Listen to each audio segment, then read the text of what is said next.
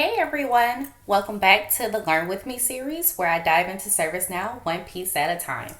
So, this week's episode, we're focusing on UI policies. So, before we begin, let's go over to our product documentation and let's do a little research on UI policies. Okay, using UI policies. All right, so UI policies dynamically change the behavior information on a form and control custom process flows for tasks. For example, you can use UI policies to make the number field on a form read only, make the short description field mandatory, and hide other fields. Basic UI policies do not require any scripting, however, for more advanced actions, use the Run Scripts option. You can also use client scripts to perform all of these actions, and that makes sense because I was thinking client scripts when I was reading it. But for faster load times, use UI policies when possible. I did not know that. I did not know that for faster load times, that is when you should use a UI policy over using a client script. So that is news to me. That is something new. And then it looks like they give you an example right here that you can do if you need extra practice.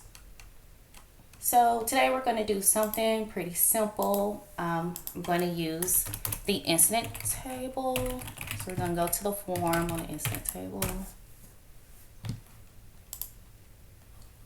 Okay, so here as you can see, the channel has different options here: chat, email, self-service, virtual agent, and it doesn't do anything.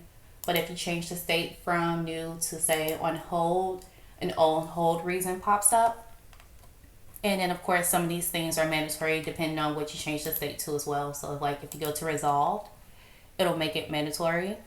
And that's also a UI policy.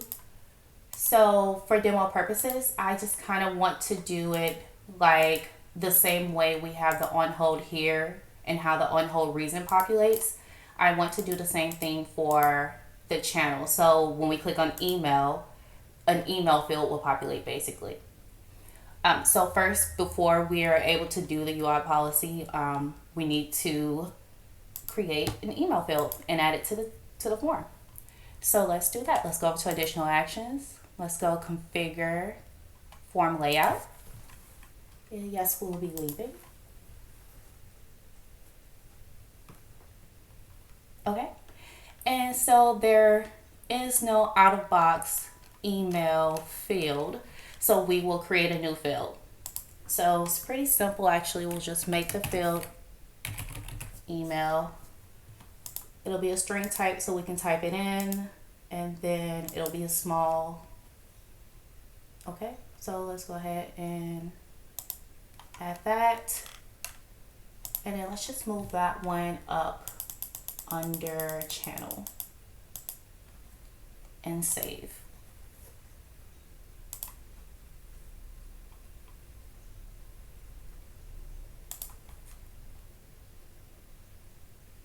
Okay, so now you see it shows and we can type in whatever we need to type in for that email. And so now we can go in and create our UI policy. So let's go back to additional actions. Let's go to configure, and then let's go down to UI policies. Let's go over to new.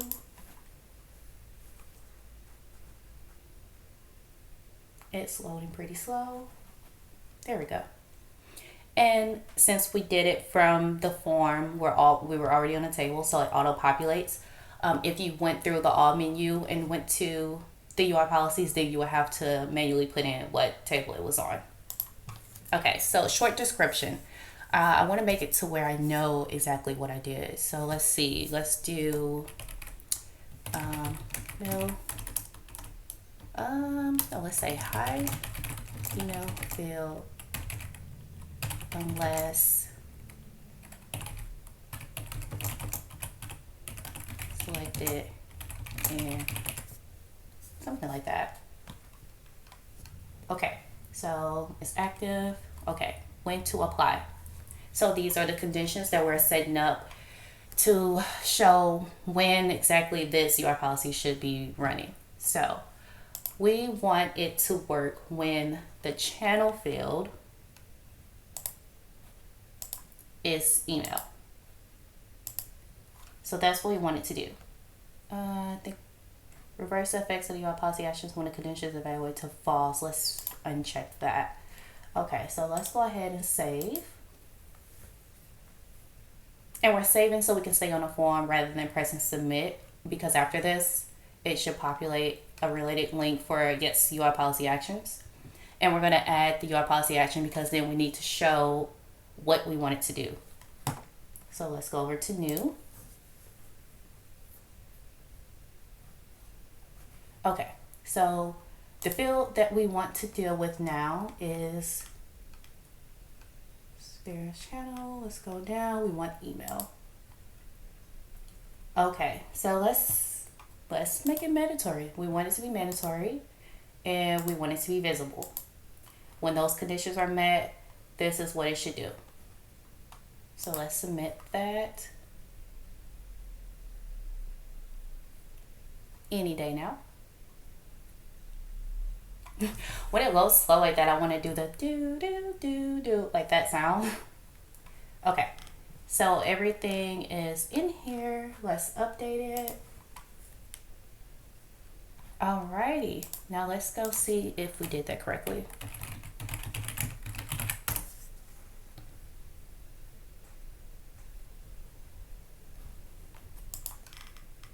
Huh, so it's not working. I made it mandatory, but it's still showing. Maybe I was not supposed to uncheck that reverse if false. Let's go back. Let's see.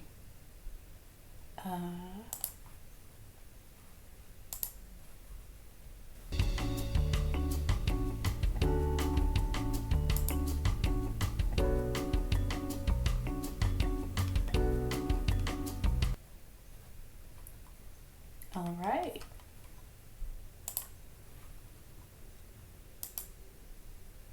I'm starting to, I have a suspicion that I know what I did, but first let's see if that makes a difference. It does. Okay. So let's see if it works. Chat, nothing. Email, aha. Email populates. And if you go to phone, email disappears. Yes, so we were not supposed to uncheck the reverse if false. We were supposed to keep that there to show that if those conditions weren't being met, then it shouldn't show. And then if those conditions were being met, it will populate and it would be mandatory.